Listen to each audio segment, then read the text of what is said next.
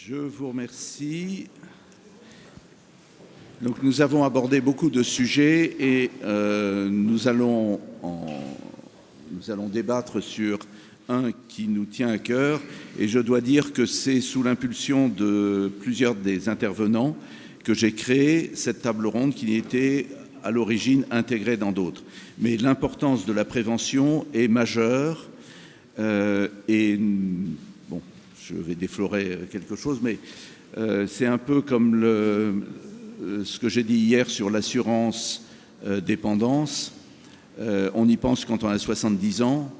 La prévention, on y pense aussi trop tard, à bien des égards. Et donc, c'est un sujet qui doit être traité rapidement et à tous les âges, et surtout le plus tôt possible.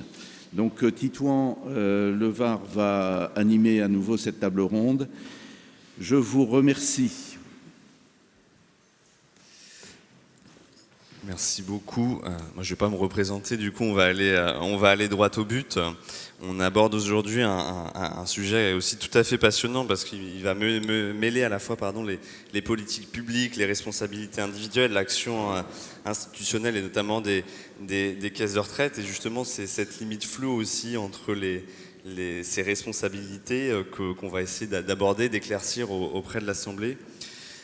On va aller tout de suite au but et je vais me tourner vers vous, monsieur Sarkozy. Vous êtes du coup docteur de formation et vous présidez, vous dirigez FSNB. Et du coup, quelle est l'action de FSNB? Et du coup, assez simplement, comment vous imaginez le rôle de la médecine de proximité, de la médecine de ville, dans le repérage aussi des situations et dans comment le dire correctement, dans l'acculturation des publics à la prévention. Waouh. Vaste question. Vaste question. Alors, je m'intéresse, je suis pédiatre, j'étais pédiatre. Je m'intéresse au processus de vieillissement depuis plus de 15 ans. J'avais monté les états généraux du vieil jeune à l'UNESCO pendant 3 années consécutives. La prévention est obligatoire. Elle est obligatoire et c'est votre titre. D'abord pour des raisons évidemment collectives. Nous avons en France une bonne espérance de vie à la naissance. Elle a augmenté au début de l'année, 80 ans pour les hommes, 86 ans pour les femmes. Mais nous avons une différence d'espérance de vie de 13 ans, c'est 15%, entre les 5% les plus gâtés et les 5% les plus démunis. Problème. Deuxième problème, notre espérance de vie en bonne santé à 65 ans est mauvaise, même très mauvaise. Peu ou prou, à 65 ans, il va nous rester la moitié du réservoir d'années qui nous reste à vivre en bonne santé seulement. Ça veut dire que la moitié sera en mauvaise santé. Nous sommes actuellement 1 Français sur 5 de plus de 65 ans. On va être en 2030 1 sur 4. 30% des Européens auront plus de 65 ans et le nombre d'octogénaires et plus va être multiplié par 3 d'ici 2050. L'INSEE prévoit 4 millions de personnes en situation de perte d'autonomie. Je ne vais pas refaire la table ronde précédente. Ça coûte 24 milliards d'euros par an.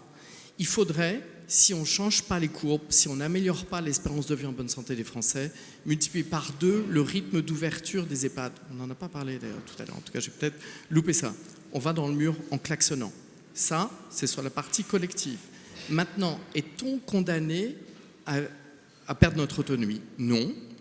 Il y a des facteurs de risque, les personnes en surpoids, les pathologies chroniques, les personnes frêles. Nous ne sommes pas obligés de perdre notre autonomie. Ça veut dire quoi? Ça veut dire qu'on doit avoir une responsabilité individuelle et qu'on doit jouer individuellement. Pour être honnête, je suis un peu désabusé, je ne crois pas au grand soir politique collectif sur la prévention. Il y a des signaux positifs, désolé d'être provocateur, il y a des signaux positifs, les rendez-vous de prévention aux âges clés de la vie qu'on appelle les bilans de santé maintenant. Je vous invite à regarder le questionnaire pour les médecins. Je mets au défi qui que ce soit de suivre le questionnaire de la CNAM. C'est absolument impossible. Alors, la prévention individuelle, il vaut mieux s'en occuper tôt que tard, mais la bonne nouvelle, c'est qu'il n'est jamais trop tard. Une étude américaine a montré sur plus de 700 000 vétérans américains, donc les anciens combattants, qu'un changement de mode de vie et de comportement, même à 50 ans ou à 60 ans, allait diminuer la mortalité, la morbidité et même allonger l'espérance de vie de 15 à 20 ans. Donc on peut agir. Et on sait comment ça marche. On ne va pas rentrer dans le détail des télomères, des comportements. Les comportements vont agir aussi sur l'expression de nos gènes. Maintenant, pardon de cette introduction, qui pour s'en occuper? Le seul problème, c'est quand on fait des campagnes de prévention, ça intéresse qui? Qui y va? Les gens qui font plutôt de l'activité physique, qui font attention à leur alimentation. On va parler d'alimentation, ce qui me tient à cœur, et de nutrition. Les gens qui fuient ce qui est toxique. On n'arrive pas à atteindre ceux dont je parlais, qui ont 13 ans d'espérance de vie en moins. On ne sait pas faire. Alors votre question, c'est qui? Qui peut faire ça?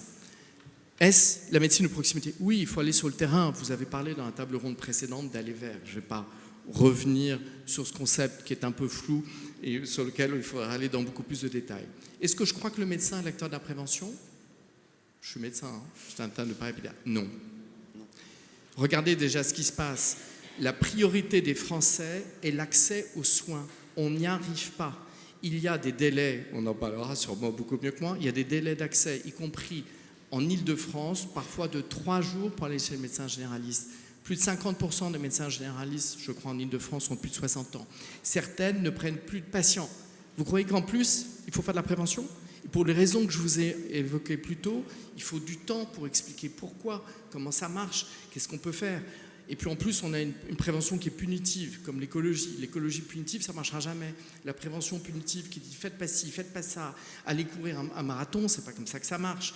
Il faut travailler avec eux. Donc je crois à la proximité. Certains médecins jouent extrêmement bien le jeu, notamment en cas d'exercice pluriprofessionnel.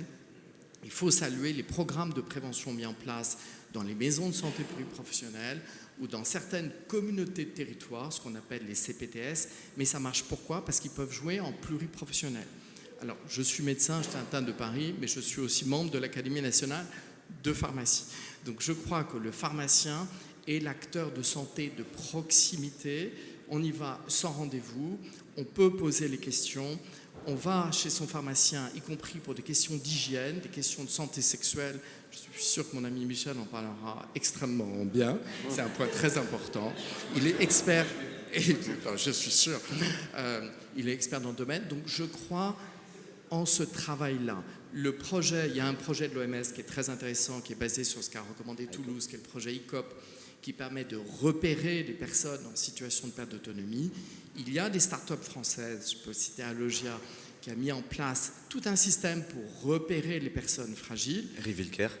Voilà, exactement. Il faut repérer, agir, mais prévenir, c'est mieux en mobilisant tout le monde. N'oublions pas la responsabilisation de chaque individu. On peut être maître de son destin. Si chacun le comprend, je pense qu'on pourra mieux agir. Pardon, j'ai pris un peu de temps, mais c'est un sujet qui me tient à cœur. Et c'est pour ça que j'ai écrit dans mon livre, d'ailleurs, Vieillir heureux, c'est possible, c'est à cette raison-là, pour cela que je suis ici. Je reste avec vous parce que je crois que vous ne pourrez pas rester jusqu'à la fin, je crois, avec nous. Je fais appel à votre vision un peu prospective aussi. Aujourd'hui, on a une génération qui est massivement aidante. Les aidants aujourd'hui ont 55-60 ans et ils aident eux-mêmes un parent âgé. Est-ce que ça a un effet sur leur propre considération de leur vieillissement et du coup, adoptent-ils davantage de comportements préventifs? Alors, vous avez raison, ils doivent travailler, ils ont leurs parents, parfois encore les grands-parents, ils ont aussi les petits-enfants. Donc, ils sont vraiment pris en étau. Malheureusement, je ne pense pas. Parce que je pense que quand on est jeune, d'ailleurs on ne va pas chez le médecin. Vous savez que c'est un vrai problème. Les adultes jeunes ne vont pas chez le médecin. Ils y vont seulement en cas d'accident, en cas de maladie, certificat de sport, arrêt de travail. En revanche, ils vont à la pharmacie. Donc ça, c'est un point important. On pense quand on est jeune que ça n'arrivera jamais. On ne va jamais devenir vieux. Alors que bien évidemment, la prévention, c'est une histoire d'éducation. J'étais pédiatre, je voudrais insister sur l'importance de l'éducation à l'école. Un enfant en surpoids va être un adulte obèse. Un adulte obèse va obérer son processus de vieillissement. Le processus de vieillissement, c'est une courbe. On peut travailler sur la pente. Si on est en surpoids, 17% de Français obèses, 30% en situation de surpoids. Alors on est loin des États-Unis, mais on n'est quand même pas terrible. Et puis on a la chance d'avoir une meilleure alimentation, moins mauvaise que l'alimentation aux États-Unis. On peut agir là-dessus. quelque chose qui pourrait être fait. Et c'est une bonne idée de la loi avec les bilans de prévention, avec le Belmol que je donnais avant. Moi, je pense qu'il faut faire des check-up. En fait, le vieillissement s'enclenche dès 30 ans. Le processus se met en place. Les experts recommandent de faire un check-up dès 40 ans pour voir ce qui se passe. Je vous donne un exemple. Le cœur ne fait pas parler de lui. Le cœur ne fait parler de lui que quand il y a un problème, un accident vasculaire cérébral, un infarctus du myocarde. L'hypertension artérielle, on ne sent rien. Pas grand-chose, pas fort mal à la tête. Le diabète, au départ, on ne sent pas. L'hypercholestérolémie, on ne sent pas. Il faut détecter régulièrement. Et si vous me permettez juste une analogie, on trouve normal de faire un contrôle technique de sa voiture après 5 ans. J'ai eu un PV il y a 3 semaines parce que j'avais oublié mon contrôle technique. J'ai trouvé ça normal de payer le PV. Alors qu'on bénéficie de la solidarité nationale, on ne fait aucun contrôle technique. Alors qu'en médecine, le meilleur facteur pronostic, c'est de détecter le plus en amont et de prendre en charge le plus en amont. Donc désolé de cela, je ne vois pas de signaux d'une meilleure prise en charge. Alors évidemment, après les Jeux Olympiques, on a vu plus de gens courir, tant mieux, c'est formidable. Qu'est-ce qui agit sur le processus de vieillissement? C'est pas de faire un jogging 2 fois par semaine ou 2 parties de tennis par semaine.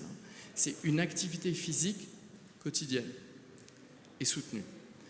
Marcher, faire du vélo, pas électrique, aller faire ses courses, monter les escaliers, etc. Et ce, à tous les âges. Ça fait une transition parfaite, du coup, avec vous, Madame Duez. Du coup, vous êtes aussi plus proche, en tout cas, de l'entreprise et de la prévention en entreprise. Quelle est la posture qu'on peut adopter dans ces mondes plus professionnels aussi que médicaux ou médico-sociaux? Alors moi, je ne suis pas du tout une experte du sujet de la prévention, mais je suis un entrepreneur qui intervient notamment dans le monde de la tech. Et du coup, je me suis plongée dans le sujet de la prévention à la demande de Guy. Et j'avais envie d'utiliser avec vous deux casquettes. La première, donc une casquette d'entrepreneur qui regarde le sujet de la prévention, pas simplement sous l'angle français, mais sous l'angle international. Et puis une casquette militaire pour vous poser un regard un peu oblique sur le sujet et vous questionner. Alors, je me suis intéressée à la prévention.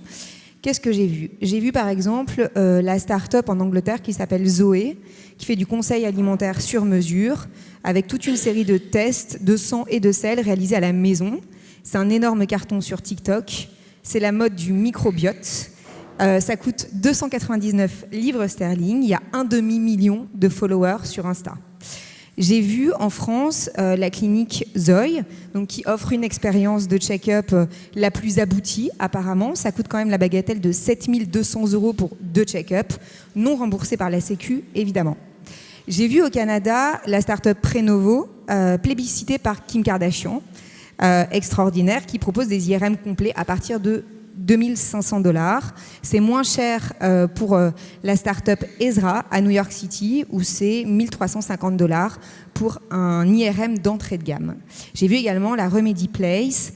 Donc avant, c'était les clubs avec des cigares et des messieurs qui font du networking entre eux. Maintenant, c'est des clubs dans lesquels on boit des jus d'herbe et on fait de l'oxygénothérapie, de l'ajustement chiropractique, des ventouses, des perfusions de vitamines, enfin tout plein de trucs que j'ai pas très bien compris, mais ça coûte extrêmement cher et dans la Silicon Valley, ça fait un carton. Pourquoi je vous raconte tout ça? Parce qu'en fait, dans le monde de l'entrepreneuriat, qui est un monde globalisé, qui est mondial, la prévention, c'est un business model extrêmement lucratif.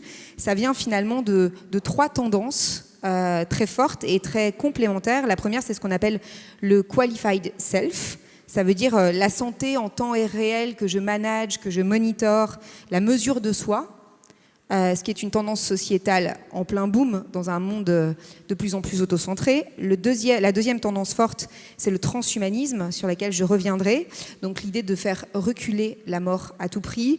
Et la troisième tendance de société, c'est le bien-être. Et en fait, ces 3 éléments-là ont fléché les capitaux du monde de la finance, des startups, des scale-up, de ce qu'on appelle les licornes en France, vers la prévention et particulièrement vers ce qu'on appelle le biohacking, qui est une très forte tendance chez les VC, qui consiste à reprogrammer tout ou partie du corps humain.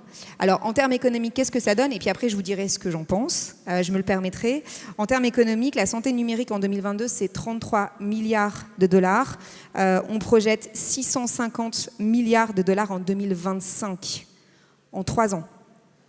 On parle aussi du marché de la performance humaine, la Femtech, donc cette performance féminine 360 degrés, c'est aujourd'hui 47 milliards de dollars comme marché et on la projette en 2032 à 108 milliards de dollars. Alors pourquoi c'est intéressant d'avoir ça en tête? Parce que quand même les startups, c'est comme un laboratoire sur ce qui va se passer dans la société économique de demain. Et dans la société tout court. Et on m'a demandé ici de faire le filtre des jeunes générations. Regarder ces tendances de société, c'est regarder l'évolution de la société, les usages et les modes de consommation des jeunes générations demain. Quelle question ça pose? C'est la partie plus analytique. La première question, c'est celle de l'émergence d'une santé à 2 vitesses. Donc évidemment, je ne vais rien vous apprendre, mais on voit bien là que ces financements très massifs sur ces dispositifs très onéreux pose la question de la justice sociale dans un monde et dans une France en particulier où il y a l'effondrement des services publics et des fractures de plus en plus importantes dans la capacité à se soigner ou à prévenir sa santé entre les populations les plus riches et les populations les plus modestes. La deuxième question que ça pose, elle est davantage intellectuelle et politique. C'est que le cœur, le centre névralgique de tout ce que je viens de vous partager, c'est Stanford, c'est la Silicon Valley, avec l'idée d'acquérir un avantage concurrentiel par la santé, par la prévention, dans son travail comme dans sa vie. Et cette dimension très néolibérale, très libertarienne, très transhumaniste de la prévention, elle pose des questions qui sont tout à fait politiques. La première, c'est qu'elle renvoie la responsabilité de la santé à l'individu. Et donc potentiellement la culpabilité de sa maladie. La deuxième, c'est qu'elle répond à des normes sociales d'ultra-productivité, avec probablement des effets de bord en termes de santé pure qui sont loin d'être négligeables et qui ne sont pas quantifiés. La troisième, c'est que c'est une tentative d'encapsuler la santé dans une approche par la data. Et c'est probablement pas, c'est vous les experts, les médecins, mais la dimension holistique de la santé et de la prévention. Et enfin, ça entretient l'idée qu'il faut lutter contre la maladie et peut-être que cette maladie, elle fait aussi partie de la vie. Alors face à ça, qu'est-ce qu'on fait quand on est un Européen, quand on est un Français? On se pose la question des imaginaires de prévention qu'on a à projeter face à cet imaginaire très américain, très transhumaniste qui aujourd'hui prend toute la place parce qu'en fait, on ne prend pas la parole. Et vous le savez, les mots sont performatifs, les mots sont vivants et avec des mots, on peut faire bouger les lignes.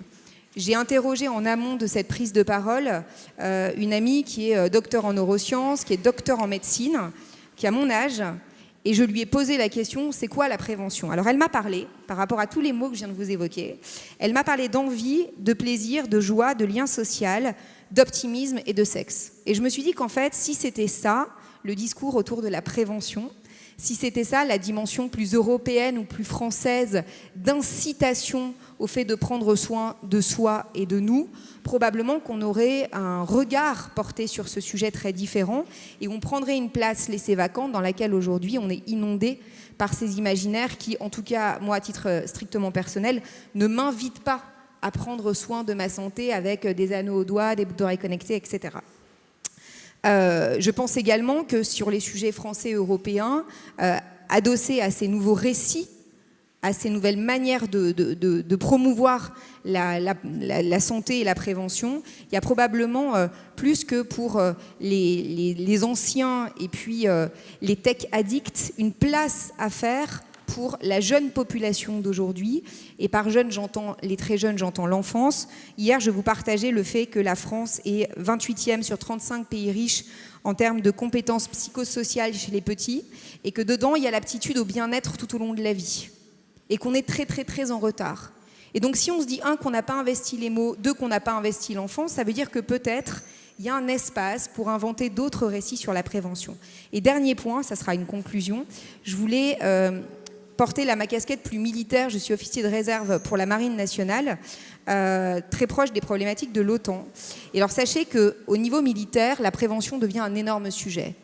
Pourquoi? Parce que dans un contexte où les conflits conventionnels se multiplient, la question d'une jeunesse en bonne santé physique, psychologique, elle est vitale pour un État. Et aujourd'hui, la Russie, par exemple, mène une guerre d'influence où ils sont les saints, nous sommes les fragiles et nous sommes la décadence. Et dans ce contexte-là également, la prévention passe finalement d'un enjeu de politique de santé à un enjeu plus démocratique, plus militaire, plus régalien, sur l'impératif aujourd'hui, dans un monde de guerre des valeurs, d'avoir la prévention au cœur de sa jeunesse, au cœur de son enfance, pour être en capacité de mener des défis qui se préfigurent. Merci beaucoup. On a fait un grand écart. On est parti de l'entreprise, on est arrivé au monde plus régalien, vous l'avez souligné. Moi, je reviens sur la partie entrepreneuriale pour me tourner vers vous, Madame Pénime. Quel rôle aujourd'hui a l'entreprise dans la prévention? Quel rôle pourra-t-elle jouer demain? Et surtout, là, c'est Danone, groupe international, et surtout qui a deux casquettes. Une casquette très nutrition spécialisée pour des publics spécifiques et des pathologies spécifiques, mais aussi une dimension grand public. Voilà. La question très large également. Merci beaucoup. Donc, je me revois complètement dans les deux interventions précédentes parce qu'effectivement, bon, tout d'abord avec Dr Sarkozy, pour nous aussi, la prévention, elle démarre au premier 1000 jours, comme nous on dit souvent. Effectivement, le surpoids de 12 mois, c'est l'obèse du futur, même l'impact, et on se parlait aussi dans le coffee break avant, l'impact de la dysbiose plus tard dans des maladies de cerveau. Donc tout ça, c'est vraiment ça, la mission de Danone, c'est vraiment apporter de la santé au plus grand nombre de personnes à travers l'alimentation.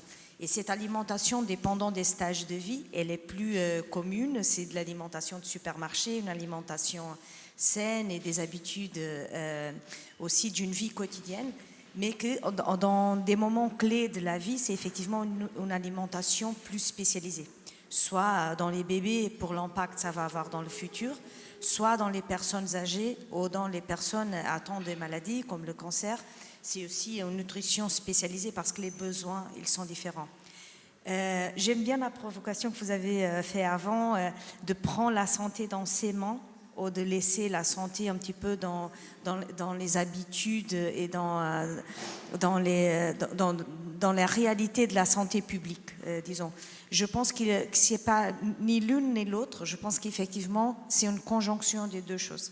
Donc, je pense qu'il y a une réalité qu'elle doit être... et on voit ça, les pays qui, comme la France, ont des guidelines, par exemple, sur le lait infantile. Ils ont moins de problèmes plus tard que des pays qui n'ont pas ces guidelines. Donc il y a effectivement un rôle aussi de la réalité de santé publique pour établir certaines habitudes dans la société. Il y a aussi un vrai enjeu, et spécialement dans les adultes, bien sûr, de prendre la santé dans ses mains. Mais là, je suis d'accord que c'est plutôt une question de ceux qui prennent la santé dans ses mains, c'est plutôt ceux qui ont les moyens financiers pour le faire. Et donc, c'est pour ça que je trouve qu'il faut que ça soit un équilibre entre la santé publique et un équilibre entre la personne individuelle. Où les entreprises ont aussi un rôle à jouer, c'est qu'effectivement, un petit peu comme se disait avant sur le pharmacien, et je suis complètement d'accord, le pharmacien, c'est le professionnel de santé, si je peux le parler comme ça au sens plus large, le plus proche des Français aujourd'hui. On a à peu près 20 000 pharmacies en France, donc c'est vraiment le soin de proximité. Et les entreprises aussi, quand on pense aux millions de produits qu'on met au marché tous les jours, depuis le lait infantile, en passant par les yaourts Skir et en terminant par les Fortimel pour les personnes âgées, il y a des millions de produits tous les jours dans la maison des Français. Donc, je trouve qu'il y a aussi un rôle très important pour l'industrie à jouer. Malheureusement, la solution du bien vieillir, elle ne peut pas se faire par la main ni des professionnels de santé tout seuls, ni de la personne tout seul, ni de l'industrie tout seul. Et je dis malheureusement parce que ça simplifierait beaucoup nos choix et aussi nos choix d'investissement dans la société. Mais je trouve que c'est effectivement un effort collectif et un effort commun et d'arriver à avoir une solution. Nous, de notre côté, on travaille beaucoup sur la prévention. Nous, la nourriture, elle ne va pas guérir. La nourriture, c'est pas un médicament.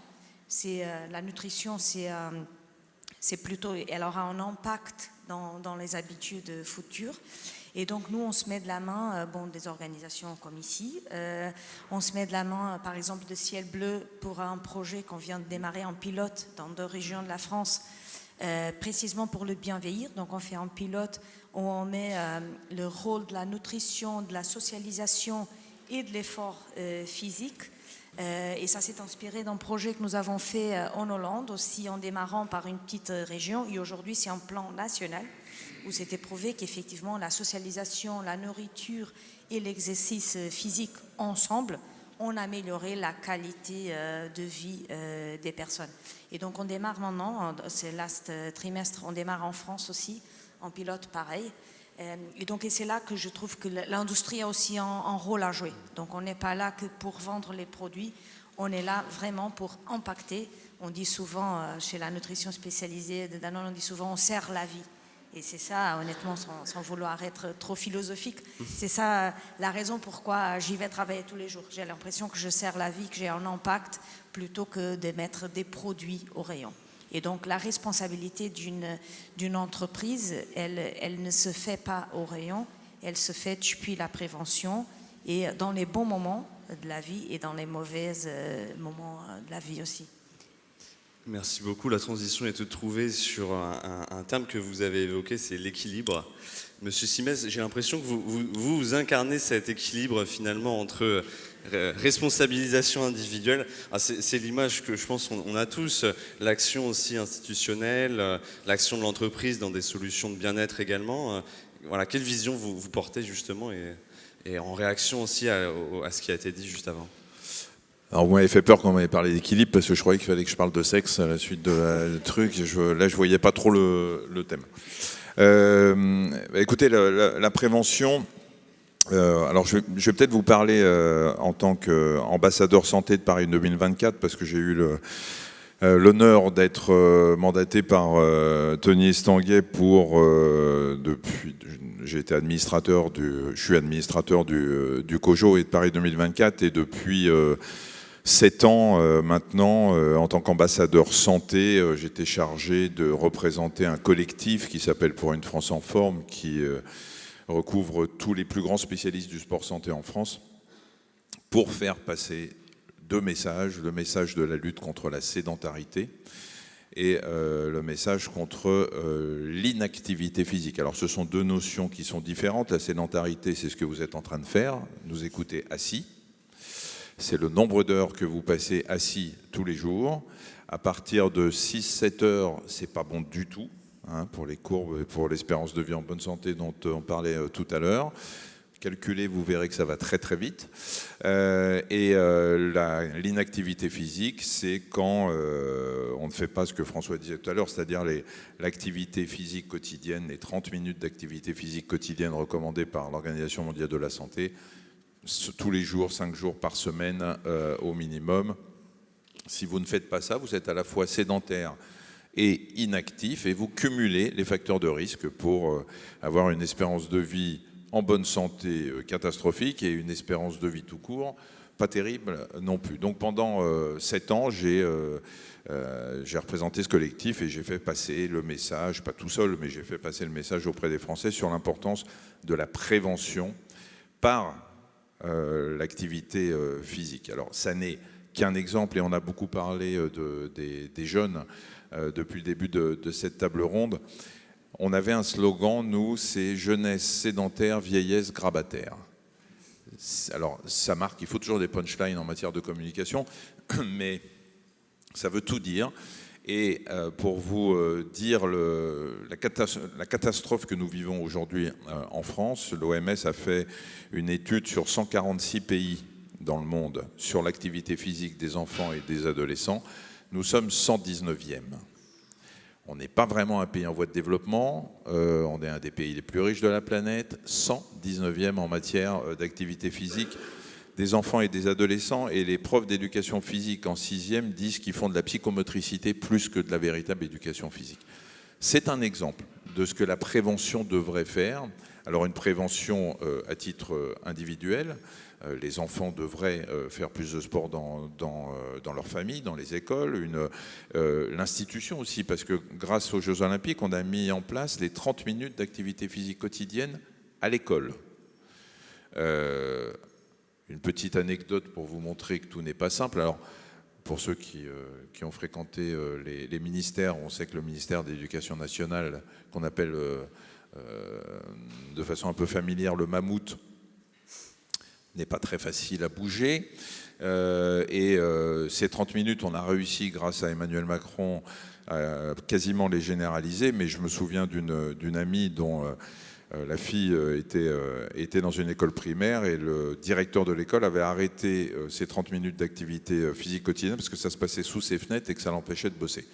Donc il y a un petit peu de travail encore aujourd'hui. Il faut impérativement qu'on s'occupe, pour le bien vieillir, qui est notre thème aujourd'hui, du bien vieillir le plus tôt possible.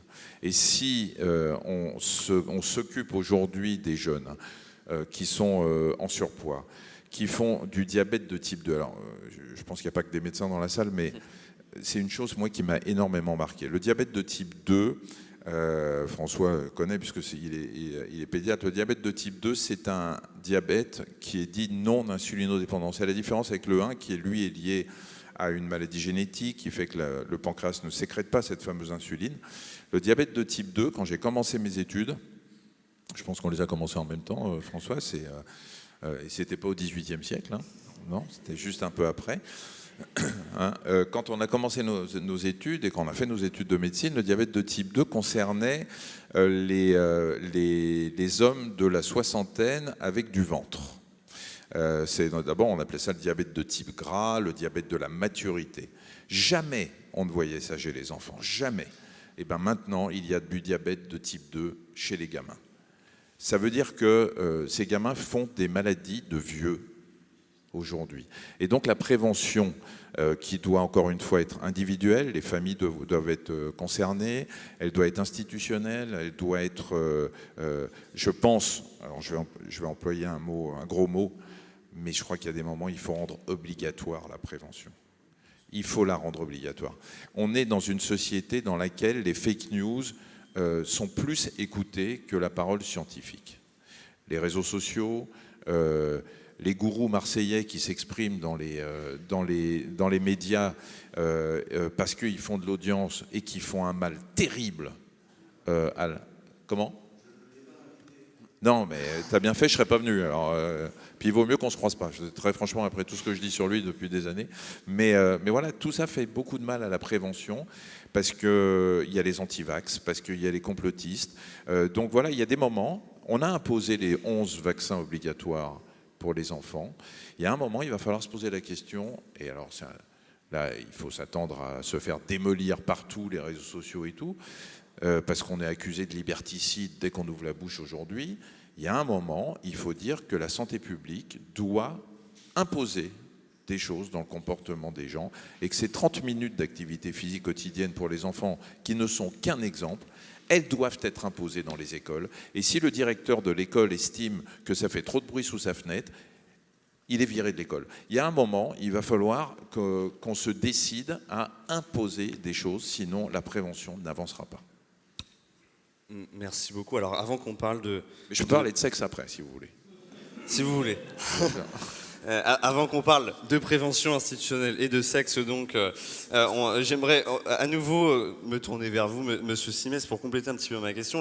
Aussi, il y a un enjeu de passage à l'action, de déclencheur et encouragement au passage à l'action. Est-ce que vous croyez dans la ludification, la gamification, voire, on parle aussi des nudges aujourd'hui, dans l'amélioration des solutions de prévention, des pratiques de prévention. Mais tout est à prendre, tout. La gamification, rendre les choses ludiques. Qu'est-ce qu'on fait dans les écoles pour faire l'activité physique? C'est 30 minutes d'activité physique quotidienne. On a financé des dessins, des marelles, des cibles, etc. pour que les gamins, quand ils sont dans la cour de l'école, même en dehors de ces 30 minutes, ils s'amusent avec ça. Une cour d'école aujourd'hui, et là encore, il n'y a pas longtemps, et à notre époque, François, je suis désolé, j'ai besoin de m'appuyer sur quelqu'un parce que je ne veux pas être le seul à... Voilà. Dans les cours d'école, qu'est-ce qui se passe? Les garçons vampirisent la cour pour jouer au foot, et les filles, elles sont tout autour de la cour en train de tchatcher parce qu'elles n'ont pas les moyens de se dépenser, il n'y a pas de place pour elles. Donc le fait de faire des marelles, de faire des cibles, de faire des parcours au milieu de la cour fait que tous les enfants, garçons et filles, participent à ça. C'est une gamification, c'est une façon ludique de leur demander de faire de l'activité physique. Et puis on est tous de grands enfants. Alors là on parle des enfants, mais si on doit parler des fruits et légumes par exemple, c'est bien joli les 5 fruits et légumes, c'est important de dire manger 5 fruits et légumes par jour. Alors, déjà il faut que les gens comprennent ce que c'est que des portions, mais c'est pas grave du moment qu'ils en consomment. Et en même temps, qui ici, face à un pamplemousse, ne s'est pas dit ce serait bien que je le prenne, mais j'ai la flemme. J'ai la flemme, et puis si je commence à éplucher, je vais m'en foutre partout parce que ça éclabousse. Alors que quand vous allez dans un hôtel et qu'on vous sert des portions de pamplemousse, ce qu'on appelle les suprêmes, qui sont déjà décortiquées, vous n'avez plus qu'à les prendre, vous les mangez, non? Vous y allez? Eh bien voilà, eh ben, c'est ça qu'il faut faire, c'est-à-dire rendre disponible, donner envie aux gens de faire des choses. Il y a des agrès, de plus en plus de villes font des agrès dans les rues pour qu'on puisse faire du sport. Ben, le simple fait de passer devant, qu'on en fasse ou qu'on n'en fasse pas, on se dit, c'est un petit piqûre de rappel. On se dit, tiens, ouais, c'est vrai que c'est pas mal si je me mettais un peu à la gym, tiens, je rentre chez moi, je vais me mettre en short. Voilà. Il faut stimuler, motiver et parfois imposer. Je vais passer pour un...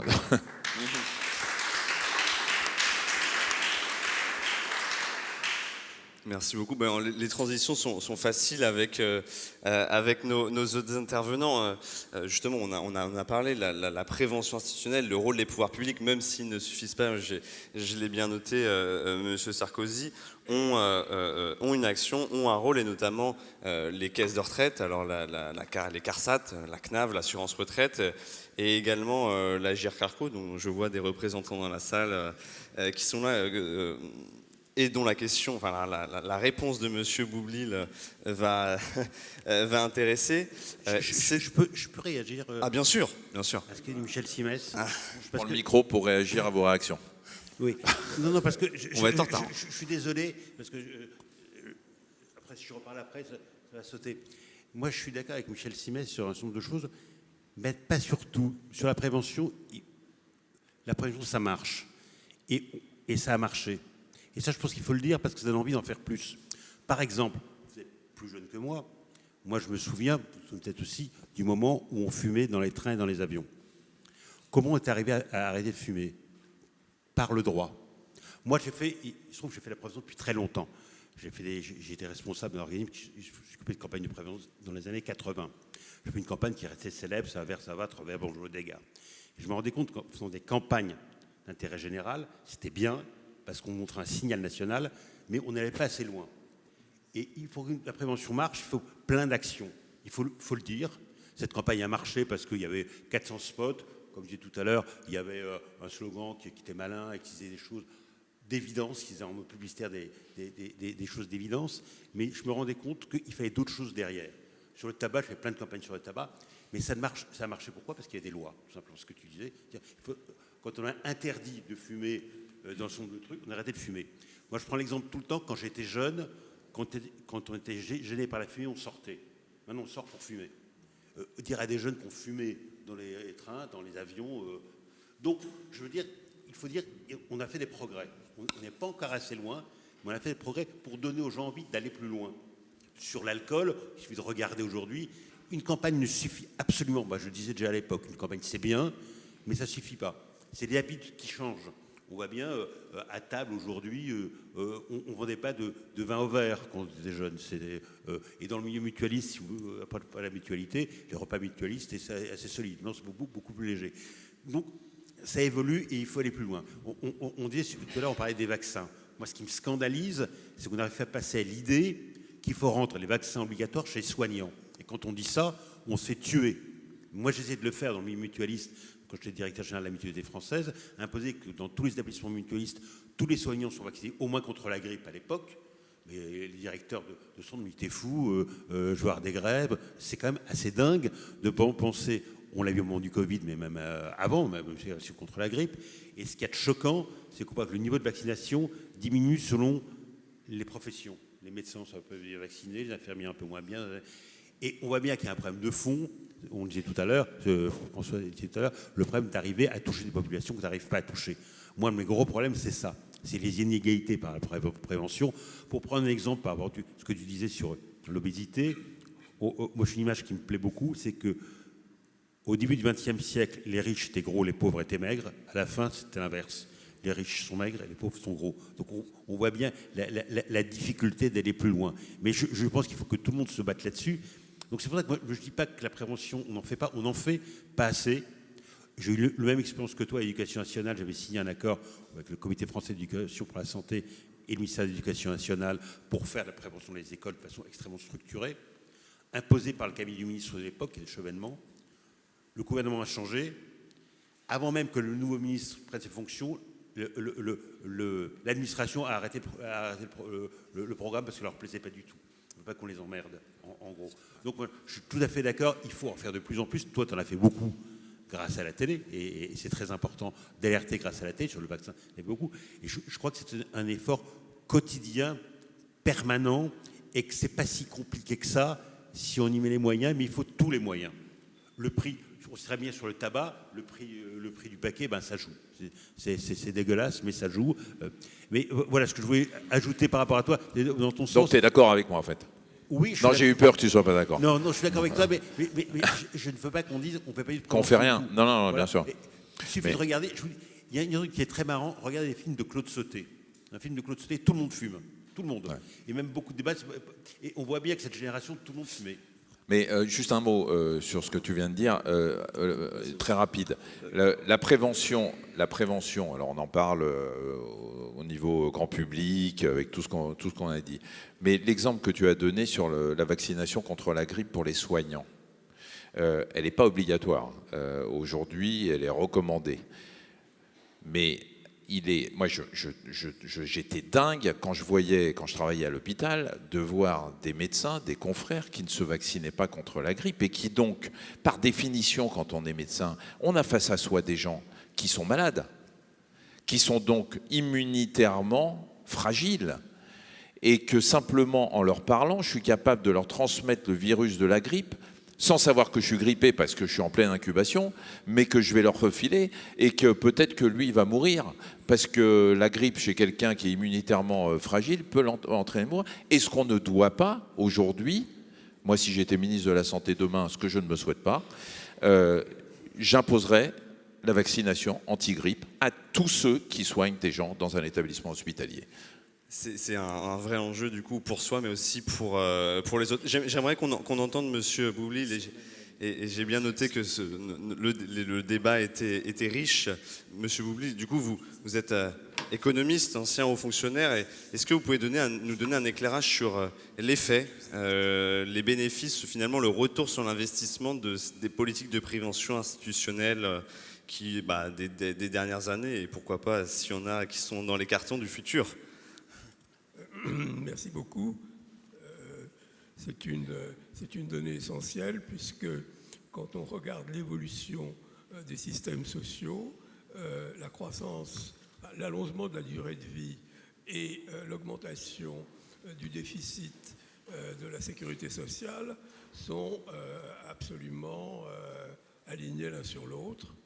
Donc il y a eu de longues discussions hier, je ne reviendrai pas là-dessus, sur les causes du déficit des régimes de retraite, même si j'ai un point de vue un peu original en pensant qu'il faut plus augmenter le plafond du régime général au détriment, des régimes spéciaux et des régimes complémentaires, plutôt que de jouer sur l'allongement de la durée de vie.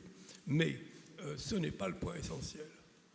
Le point essentiel, c'est qu'on va vivre beaucoup, on vit et on va continuer de vivre de plus en plus longtemps. Il faut vivre dans de bonnes conditions. La première de ces conditions, c'est évidemment d'être en bonne santé. Et pour être en bonne santé, la prévention joue un rôle absolument fondamental. Elle joue un rôle fondamental parce que l'un des facteurs d'augmentation des dépenses, c'est la perte d'autonomie. La perte d'autonomie n'est pas encore vraiment la lutte contre la perte d'autonomie n'est pas vraiment encore dans les priorités, puisque ça concerne des secteurs aussi variés que l'anticipation et la prévention médicale, le logement, l'adaptation, le rôle des soignants, etc. Ce n'est pas encore dans les préoccupations, mais il y a des progrès qui sont faits en termes de présentation. C'est-à-dire qu'en 2018, le Conseil national d'éthique a recommandé l'existence d'un 5e risque. Vous savez que notre système de sécurité sociale a 4 risques: les accidents du travail, la santé, la vieillesse et la famille. Il serait important, et ceci a été demandé, de créer un risque autonomie ou dépendance. Eh bien, depuis 2021, je ne sais pas si juridiquement ça a été traduit dans les faits, mais statistiquement, et quand on regarde les statistiques de AG2R, on voit apparaître à partir de 2022 une ligne dépendance ou autonomie et qui explose et qui va 20, 25, 30 milliards tous les ans et est l'un des principaux facteurs, cette augmentation du déficit de la sécurité sociale. Donc, et de l'endettement et des dépenses publiques. Donc l'effort, bien sûr, le premier de tous, c'était la vaccination, et vous avez eu raison de dire qu'il faut approfondir cette politique, mais le deuxième, c'est le mode de vie des personnes âgées, et le coût et les incertitudes sur leur mode de vie est extrêmement coûteux, et c'est donc d'énormes investissements qui devront être réalisés dans l'avenir. Ceci n'est pas du tout pris en compte et ceci n'appartient pas encore au discours public, et ceci a été évoqué hier, mais j'insiste sur le fait qu'économiquement c'est central, c'est une politique du logement plus adaptée, avoir une politique de transformation des logements plus adaptée pour permettre le maintien à domicile de ceux qui le souhaitent, et surtout une énorme politique de formation des personnels et de construction d'établissements. On appelle ça aujourd'hui des EHPAD. Moi, je préférerais plutôt parler de résidence sociale pour personnes âgées. Donc, la politique de la prévention et le bien vieillir sont des facteurs essentiels pour l'avenir de notre système de protection sociale. Ce n'est pas perçu comme tel aujourd'hui. Il y a eu des progrès. On citait le vaccin, mais puisque vous parliez tout à l'heure du contrôle technique, eh bien l'instauration du contrôle technique a fortement contribué à passer de 13 000 décès par an dans l'automobile à moins de 2 000 aujourd'hui. Et donc puisque la plupart des accidents à l'époque étaient liés à des défaillances techniques. Vous parliez du film de Claude Sautet, c'était Les choses de la vie. À cette époque, en 1970, il n'y avait pas le téléphone. C'était à la fin des 30 Glorieuses. Il n'y a pas de quoi être fier. Il n'y avait pas d'autoroute. Tout le monde fumait. Et Michel Piccoli va mourir dans un épouvantable accident de voiture. Donc, nous avons fait depuis des progrès considérables. Ce qui est une des raisons pour lesquelles l'espérance de vie, la durée de vie, l'espérance de vie, a fortement progressé. Mais maintenant, il y a une nouvelle étape qui doit s'enclencher. C'est l'espérance de bien vieillir. Et ceci pose, comme je vous l'ai indiqué, des problèmes de santé coûteux, mais aussi des investissements à réaliser dans le lieu où l'on vieillit.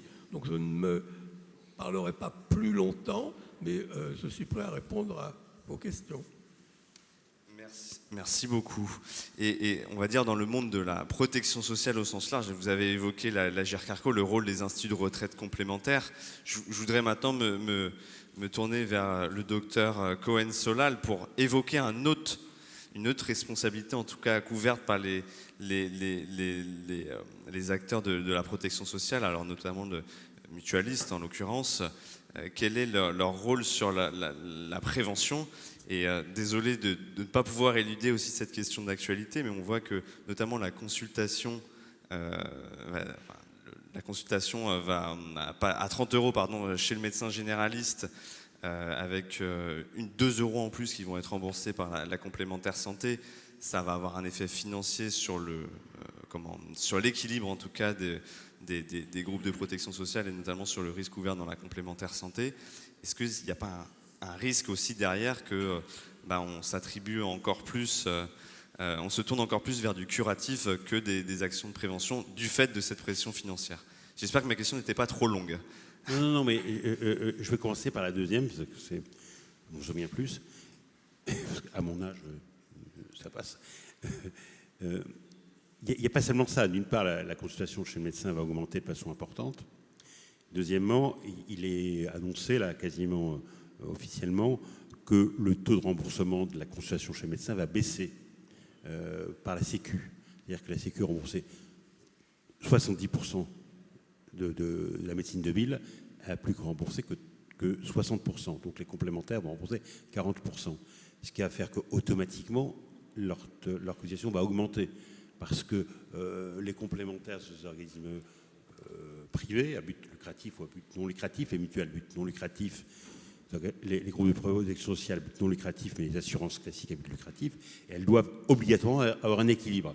C'est dans leur obligation, c'est-à-dire qu'ils ont une obligation vis-à-vis de la CPR d'être à l'équilibre. Donc si les dépenses augmentent, les cotisations vont augmenter. Donc, et ça va toucher tous les citoyens, notamment les plus modestes d'entre eux, et notamment les retraités qui payent déjà une cotisation relativement importante. Pour un certain nombre de retraités, la cotisation leur complémentaire, c'est 10 à 15% de leur pension de retraite. Et là, donc, la cotisation va augmenter, alors que pour beaucoup de retraités modestes, la pension ne va pas augmenter puisque les pensions ne vont pas être indexées au 1er janvier. Il faut remarquer d'ailleurs, c'est la pension de base qui ne va pas être indexée, les pensions complémentaires vont être indexées. L'Agirc Arrco va bouger, va évoluer, donc c'est vraiment pour les retraités très modestes, dont la retraite dépend essentiellement du régime général, c'est les plus pauvres, ça pose des vrais problèmes, c'est un vrai problème social, un problème de pouvoir d'achat. Effectivement, obligatoirement, il va y avoir cet effet-là, parce que les mutuelles ne peuvent pas être en déséquilibre. Après, sur le rôle des complémentaires en matière de prévention, il y a 2 sujets. Il y a à la fois la prévention dans le domaine de l'entreprise et la prévention pour les gens qui sont à la retraite. Et je pense que dans les 2 cas, il faut en parler. Dans la prévention dans le monde de l'entreprise, je pense que l'entreprise en général, je parle des contrats collectifs que signent des complémentaires avec des entreprises. Aujourd'hui, il est obligatoire depuis 2013 que tout salarié ait une complémentaire dans le cadre de régime de contrats collectifs. Et dans ces contrats collectifs, il doit y avoir des actions de prévention. Et donc, il est très important que dans ces contrats, il y ait des actions de prévention, notamment pour prévenir le vieillissement. Parce que, et je vais revenir sur le vieillissement, vieillir, ce n'est pas une maladie. Vieillir, c'est normal. C'est une usure classique. Il y a en plus du vieillissement normal des pathologies, mais le vieillissement n'est pas une maladie, même si c'est des médecins qui suivent ça, ce n'est pas une maladie en soi. Et il y a des gens qui finissent leur vie très vieux, sans vraiment de maladie, mais simplement par usure. Donc il faut tout faire pour que le capital santé soit le plus haut possible. Et la prévention, on le dit tout à l'heure, est importante dès le plus jeune âge. Si on veut éviter d'avoir de l'ostéoporose à 80 ans, eh ben, il faut y faire gaffe dès le plus jeune âge. On sait que le capital osseux se fabrique autour de 30-35 ans. Donc c'est un soin de tous les jours. Tout à l'heure, Michel parlait de la non-sédentarité, et c'est une très bonne expression, jeunesse sédentaire, vieillesse grabataire. C'est totalement ça. C'est-à-dire qu'on se fabrique un corps. On voit très bien, quand on travaille en gériatrie, des gens qui sont penchés, qui ont des problèmes problèmes d'arthrose, on leur demande qu'est-ce qu'on fait comme exercice, ils n'en ont pas fait. La meilleure prévention de l'arthrose, c'est de bouger. C'est très con, c'est de bouger, comme disait Michel. Et c'est pas très compliqué de bouger. C'est bouger une demi-heure par jour et bouger activement. Et donc, pour priver le vieillissement, c'est la prévention classique. C'est l'alimentation, évidemment. C'est l'exercice physique qui est la base de tout. Par exemple, si on veut éviter le grand problème des personnes âgées, c'est les chutes. La meilleure façon d'éviter les chutes, c'est de faire de l'exercice physique, d'être musclé, d'être à peu près cohérent. C'est comme ça qu'on évite les chutes. La façon d'éviter les chutes, il faut à la fois avoir une bonne vision. Donc, il faut faire suivre sa vision. Pourquoi on n'a pas une bonne vision? C'est une usure des yeux. C'est aussi, par exemple, des problèmes de cataracte. Qu'est-ce qui donne la cataracte? Le tabac provoque de la cataracte. On voit que tout est lié. L'alcool, s'il faut boire modérément, contrairement à là, on peut parler de consommation modérée d'alcool. Si on consomme trop, il y a l'ostéoporose plus facile, y compris chez les hommes. Donc on voit que tout ce capital santé dont on a besoin quand on vieillit de plus en plus, il se fabrique dès le plus jeune âge. Il y a d'une part des habitudes de vie qu'on prend, mais aussi, c'est pas que des habitudes de vie, c'est une vraie construction de son corps qui se défendra mieux contre les agressions de l'âge. Je ne parle pas des agressions des maladies, des agressions naturelles de l'âge. Donc je pense que c'est fondamental que tous les acteurs qui participent à la santé poussent à faire de la prévention. C'est pour ça que c'est important dans les contrats dans les entreprises. Moi, j'avais monté, toujours à l'époque, je disais de raconter ma guerre, qui est vraiment très ancienne maintenant, quand j'étais au comité d'éducation pour la santé, j'avais monté avec des entreprises des accords-cœurs. Parce que pour lutter contre les maladies cardiovasculaires, il n'était pas très compliqué dans une entreprise qu'au niveau du restaurant d'entreprise, on propose aux gens de la nourriture, mais en la qualifiant en termes d'apport nutritionnel et de risque lipidique. Ce que dit Michel tout à l'heure sur le pamplemousse, c'est un excellent exemple. Si dans un restaurant d'entreprise, on pèle le pamplemousse, on l'aura plus facilement que c'est pas pelé. Et c'est pas très compliqué à faire. Donc, dans le monde d'entreprise où les gens passent une grosse partie de leur temps, on peut, au niveau de l'alimentation, c'est pas très compliqué de faire des lieux, il n'y a pas besoin de médecins pour ça, où on prend l'attention. C'est pas compliqué aussi de faire des salles de sport, et toutes les boîtes modernes aujourd'hui font des salles de sport. Donc c'est vraiment, si on veut prévenir le vieillissement, il faut commencer dès le plus jeune âge, il faut commencer dès le début de la vie, les construire progressivement.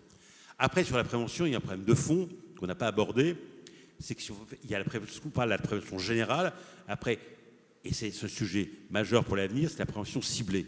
Il y a la prévention générale, qu'on a parlé, et après on sait très bien que si on fait une prévention très efficace, il faut faire une prévention ciblée et qu'on pourra faire grâce aux données de santé. C'est-à-dire qu'on sait très bien qu'il y a des familles où il y a des risques plus importants de tel ou tel type de maladie, donc il faut prévenir de façon beaucoup plus fine. On sait qu'il y a des familles où il y a des maladies cardiovasculaires, des familles où il y a du diabète, des familles où il y a des problèmes aussi cognitifs, et avec une prévention basée sur les données, avec le risque des données évidemment, et en gardant l'anonymisation des données, on ira progressivement, et moi j'y crois beaucoup dans l'avenir, à cette médecine prédictive. C'est-à-dire qu'on pourra, avec les données, au-delà de la prévention générale, avoir une prévention personnalisée, qui permettra d'aller beaucoup plus loin et de reculer un certain nombre de pathologies ou reculer les effets du vieillissement qui est inexorable. Il ne faut pas oublier que, comme disait je ne sais plus quel, tout le monde nous dit, dire toi aussi,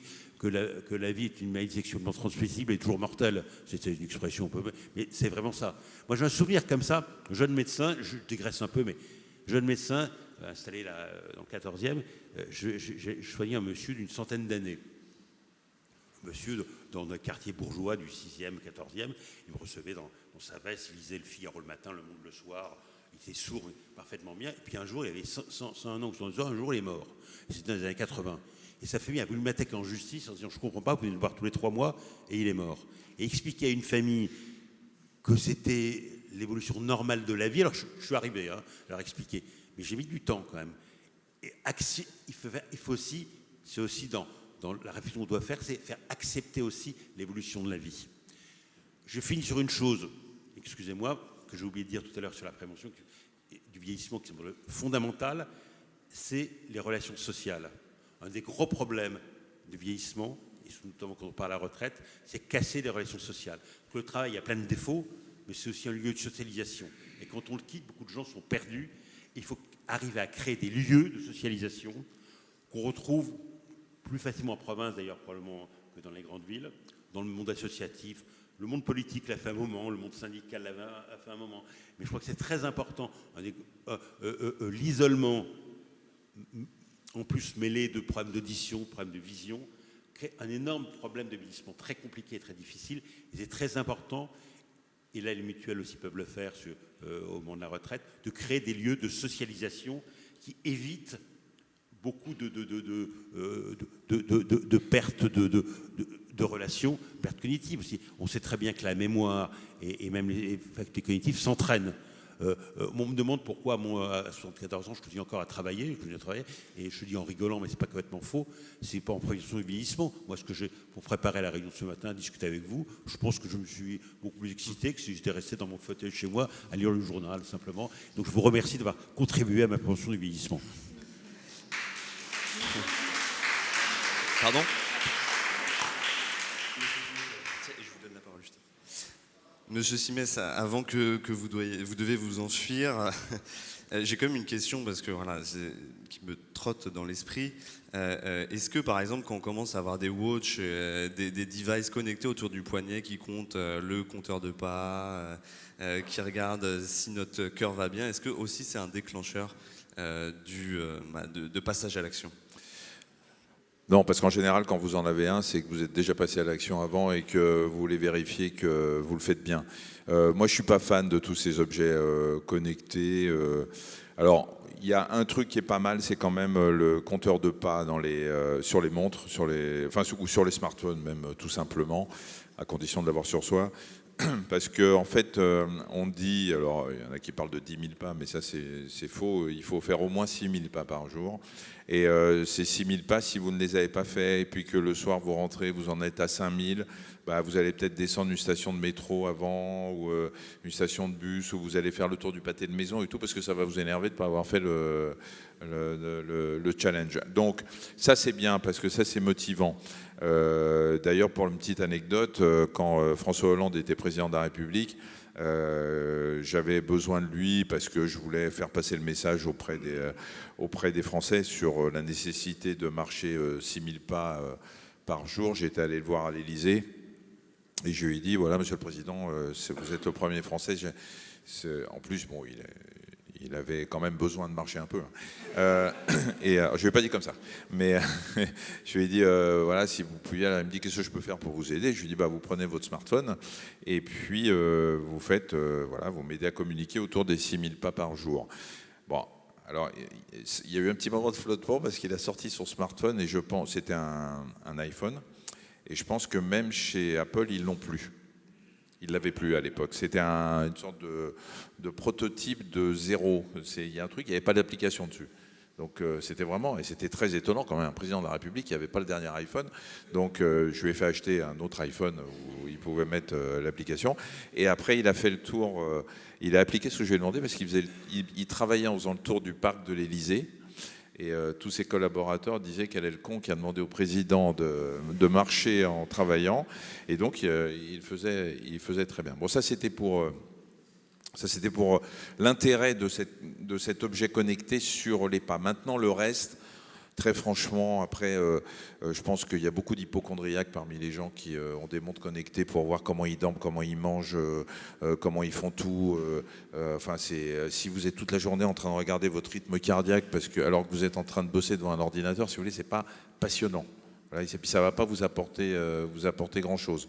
Maintenant, quand vous faites du sport, moi je fais du sport, je fais beaucoup de sport. Bah, quand je fais du vélo, j'ai un cardio-fréquence-mètre, une montre qui me donne mon rythme cardiaque parce que c'est important, d'abord parce que je ne veux pas aller dans le rouge, et puis parce que je connais ma physiologie, je sais à partir de combien je vais commencer à souffrir. Donc ça oui, les cardio-fréquence-mètres, le rythme cardiaque, mais le reste... Je ne suis pas sûr. Il y a beaucoup de gens qui s'offrent des montres et je ne suis pas sûr. Puis je ne sais pas, vous en avez une, vous ?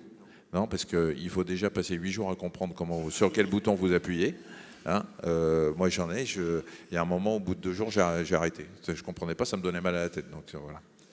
Moi, j'ai été étonné de voir à quel point les seniors l'utilisaient pour le rapid eye movement. C'est la régénérescence du sommeil. Bon. Oui. Bon, après, il y a des modes. Il y a des modes. Vous vouliez réagir? Je voudrais rebondir sur un point du ciblé. On parle surtout du ciblé à la société, mais je dirais aussi du ciblé en termes d'âge. Parce qu'effectivement, même si on prend des bonnes habitudes alimentaires pendant la vie, effectivement, je vois les restaurants d'entreprise beaucoup plus actifs. Je me demande à quel point les gens ils sont déjà aussi conscients aussi d'un ciblage d'âge. Qu'à partir de 50 ans, c'est pas la même chose qu'à 30 ans, qu'à 60, c'est pas la même chose. Et par exemple, le besoin au niveau protéines qui augmente beaucoup à partir de 60 ans et de 70 ans. Et qu'après, la bonne habitude alimentaire qu'on avait à 40 et à 50, elle n'est plus la même. Et en rebondissant aussi sur l'aspect social, une des choses aussi qu'on observe dans nos études, c'est que les gens qui s'isolent, qu'ils mangent de moins en moins parce qu'ils n'ont pas envie de cuisiner, parce qu'ils pensent qu'ils ont mangé sain, s'ils ont mangé un tout petit peu de poisson et de salade, ils ne se rendent pas compte non plus du besoin de vraiment augmenter les apports nutritionnels, et ça vous le savez beaucoup mieux que moi parce que je ne suis pas médecin moi, mais je pense qu'il y a aussi encore une fois un enjeu entre tout cet écosystème d'augmenter la connaissance de ces besoins aussi, et le fait aussi aujourd'hui on est aussi dans l'état français où il y a pas mal des choses qui sont aussi remboursées et que même les familles avec plus de difficultés, elles ont aussi la possibilité d'avoir des compléments alimentaires ou des alimentations ou même des consultations, que ça ne coûte pas plus cher. Donc à la fin, c'est le besoin de rendre clair que les habitudes alimentaires saines, elles ne sont pas les mêmes au cours de toute la vie, et aussi de ce qui est à disposition déjà des gens et que peut-être les personnes ne savent pas. Et là, je pense qu'il faut qu'on attend et les personnes âgées qui sont en train de prendre l'âge, mais aussi ces familles. Donc il a un rôle très grand pour les aidants, et pas que les aidants des malades, mais les familiers des personnes qui sont encore saines, qui sont simplement en train de vieillir de façon normale. On voit qu'il y a un enjeu de prescription aussi par des acteurs clés. Je reviens sur un point que M. Cohen-Solal vous avez évoqué pour me tourner vers Mme Duez. Vous avez parlé, M. Cohen-Solal, du rôle aussi de l'entreprise aussi dans l'activité, la RSE, la prévention éventuellement des TMS et de l'action, même si ce sont des quick wins, des gains rapides de leur part sur la prévention. Est-ce que vous voyez d'autres actions qui puissent être mises en place, alors dans votre expérience entrepreneuriale, que vous mettez au profit de vos collaborateurs, ou alors dans votre partie plus think tank, des pratiques sur lesquelles on pourrait s'appuyer? L'entreprise, elle n'en peut plus des responsabilités qui s'amoncellent, si je peux me permettre, notamment les moyennes et les grandes entreprises, parce qu'il y a la responsabilité sociale, la responsabilité sociétale, la responsabilité territoriale, la responsabilité environnementale. Enfin, ça fait beaucoup de responsabilités pour des entreprises qui ne sont pas toujours comme Danone, avec la santé au cœur de leur proposition de valeur. Ce que je peux vous partager sur les sujets de l'entreprise avec un grand E et de la santé avec un grand S, c'est qu'il y a eu un changement de paradigme extrêmement fort avec la pandémie, où globalement, pendant la pandémie, le travail s'est invité dans la vie des individus. On ne l'avait pas invité, mais il était dans nos chambres, dans nos vies, dans nos familles, etc. Et du coup, au sortir de la pandémie, les salariés ont convoqué leur vie au travail, refusant de porter un masque entre l'individu qu'ils sont et le salarié qu'ils sont. Et alors ça génère une complexité managériale très nouvelle, parce qu'aujourd'hui, l'intime fait partie de la sphère managériale. Alors, ce sont des phénomènes émergents, mais qui sont très lourds dans les organisations. Les boîtes sont en délicatesse pour se saisir du sujet, parce que les prostates, l'endométriose, les règles, les fausses couches, les danses, la fatigue, tout ça s'invite en fait d'abord sur la table du manager de proximité, et ensuite au niveau des COMEX, où beaucoup d'hommes notamment sont en plein désarroi avec ces sujets qui normalement restaient gentiment en dehors du monde de l'entreprise. Donc il va y avoir des modifications très importantes. Il y a déjà dans la pratique des modifications très importantes au niveau du management. Il faut que cette modernité sociale chaude, elle remonte au niveau de la direction générale pour devenir des politiques un petit peu différentes. Et globalement, les entreprises qui sont un petit peu plus en avance que les autres, Danone, AXA, L'Oréal, etc., sont quand même des entreprises qui sont en train de développer des politiques très avant-gardistes, notamment sur les sujets de l'aidance. C'est un exemple parmi d'autres, mais c'est quelque chose qui n'existait pas il y a quelques années. Et peut-être la question que moi j'aurais envie de poser, au-delà du fait de cartographier ces signaux faibles, c'est que toutes ces politiques de prévention, elles sont autour du travail. Elles vont aider la parentalité, elles vont aider la surcharge, elles vont aider la pratique sportive, elles vont mettre la conciergerie qui va bien, machin. Mais très rarement, en fait, on pose la question de la prévention au cœur du travail, qui est un sujet qui reste quand même en France un bastion assez peu investi et pourtant également une source souffrance. Le terme est trop important parce que c'est pas des phénomènes majoritaires, mais en tout cas, le travail et la santé vont de pair. Et aujourd'hui, on a tellement mis une chape de plomb sur ce qu'on appelle le travail réel que ça reste un no man's land de la prévention. Merci beaucoup. Juste un mot. Vous avez entièrement raison sur tout ce que vous avez dit, mais les enquêtes ont montré que les collaborateurs, les salariés voulaient que leur entreprise participe à leur santé, s'occupe de leur santé, même quand c'est assez intime. Et pour ça, il faut des médecins du travail. Et le gros problème aujourd'hui dans les entreprises, à part chez Danone bien évidemment, mais dans les entreprises, c'est qu'il n'y a presque plus de médecins du travail, il n'y en a pas suffisamment, qui sont débordés, qu'il y a encore une suspicion vis-à-vis des médecins du travail, où le collaborateur se dit, si je vais le voir en lui disant que j'ai une dépression, que je dors mal, que je suis dépressif, ça va remonter à la direction. Or, ils sont soumis au secret médical comme les autres. Et là, ça commence à changer parce qu'il y a un changement de perception du métier de médecin du travail. Avant, c'était des médecins qui ne voulaient pas travailler, qui voulaient prendre des vacances, qui voulaient être salariés, qui ne voulaient surtout pas prescrire parce que ça les emmerdait. Donc voilà, c'était une autre forme de médecine. Aujourd'hui, il y a des jeunes qui vont à la médecine du travail. Mais si on ne développe pas la médecine du travail, tout ce qu'on a dit, tout ce que vous avez dit, malheureusement, ne se concrétisera pas.